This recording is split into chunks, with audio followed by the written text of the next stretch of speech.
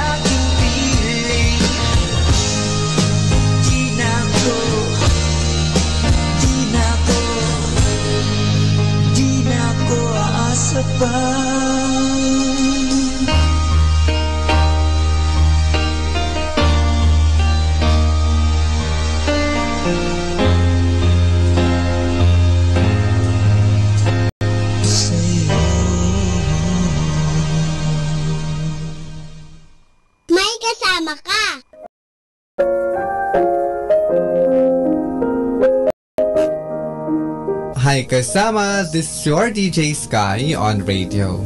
I just wanna share you a one mana day for April. In this way, Matthias was sent and became an apostle with the other 11. Inside, Matthias take Judas' place as the chosen apostle. To be one of Jesus' apostles, you must live a righteous life. You must help the needy and the poor. You must sacrifice your money, time, and give love to your neighbor. Reminder, if you are thinking to become a Christian, I warn you, because it will take the whole of your mind and body.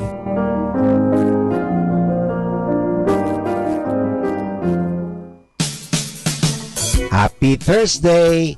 Relax, the weekend is almost here. Have a great Thursday! Calling out your name, your face is everywhere. I'm reaching out to you to find that you're not there. I wake up every night to see the state I'm in. It's like an endless fight, I never seem to win.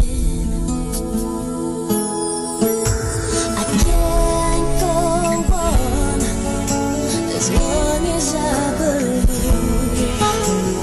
Can't let go when I keep wondering, where are you now? What have you found? Where is your heart when I'm not around? Where are you now? You gotta let me know. Oh baby, so I can let you go. I can hear your voice, the ring of yesterday. It seems so close to me, but yet so far away. I should let it out, say what's left of me, and close the doors of doubt, revive my dignity. But I can't go on as long as I believe. Can't let go when I keep wondering, where are you now? What have you found? Where is your heart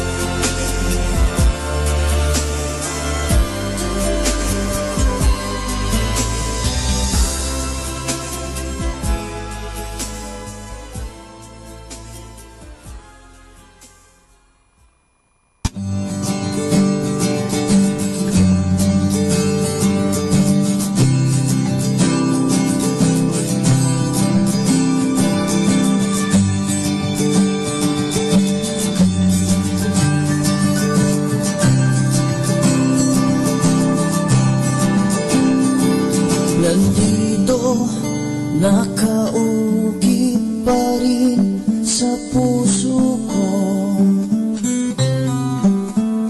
nang sabihin mong wag na lang. Nandito, nakatatak pa rin sa isip ko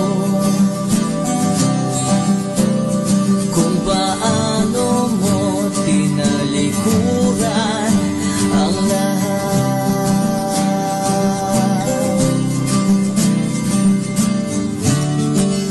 Kay bilis, ba't umalis? Nakakamiss na bigla lang, di ko man lamang nalaman na mawawala. Na bigla lang, di mo man lamang naisip na idahan-dahan. Di ako sanay sa biglaan, unti-unti na lang sana nawala.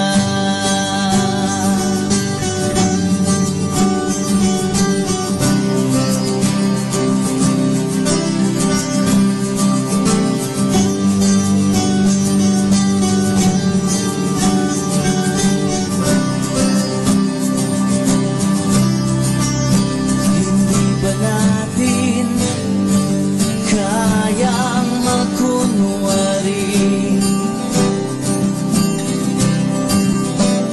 at sabihin sige na lang? Hindi ba natin kaya dayain ang mga yakap sa tuwing lumalamig?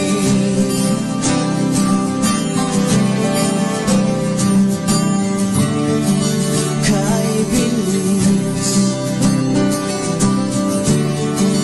ba't umalis? Nakakamiss na bigla lang, di ko man lamang nalaman na mawawala. Bigla lang, di mo man lamang naisip na idahan-dahan.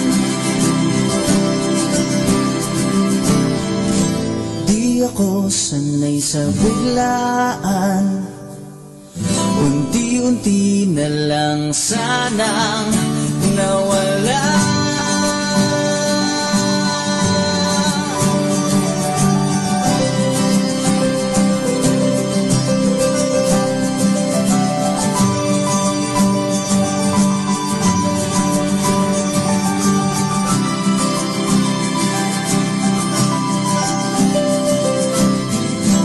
Di ako sanay sa biglaan, unti-unti na lang sana nawala. Di ko man lamang nalaman na mawawala. Na bigla lang, di mo man lamang naisip na idahan-dahan. Na bigla lang,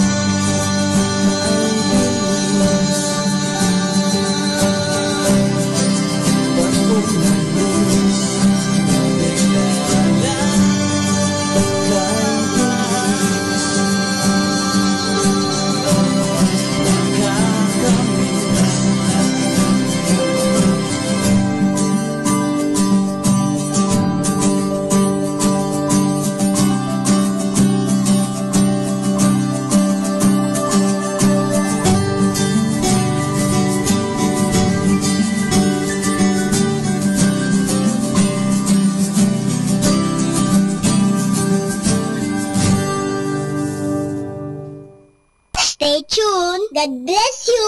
Pakinggan po natin si kasamang JT sa Tagumpay sa Tag-Unos kasama ang Diyos.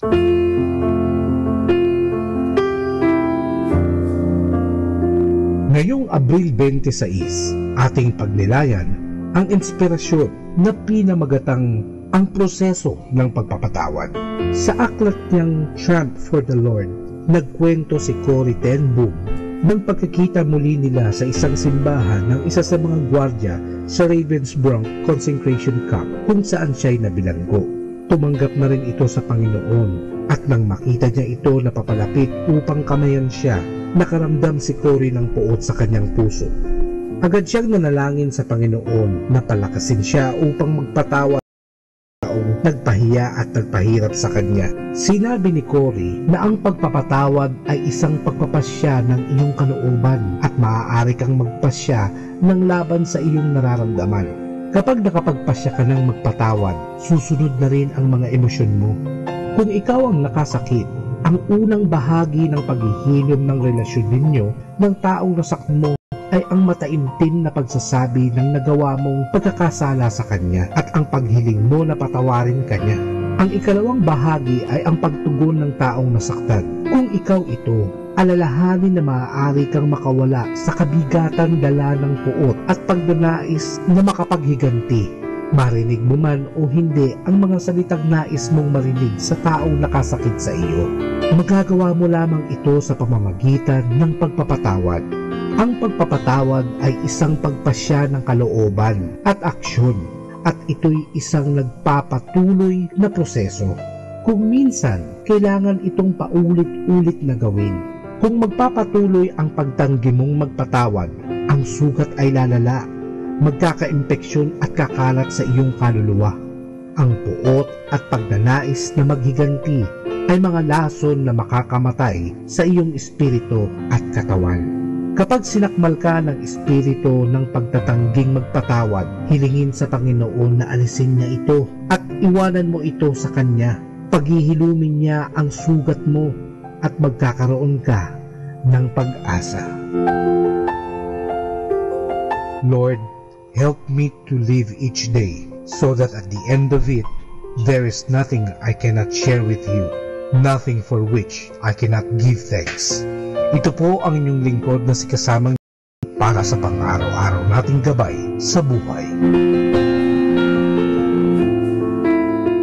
Atin pong napakinggan si kasamang JT sa Tagumpay sa Tag-Unos kasama ang Diyos sa inspirasyon ni Harold J. Sala. Dito po lamang sa Manawag Dominican Radio. May kasama ka, si Jesus, si Maria, at kami. Hi! Welcome to Blessing Radio!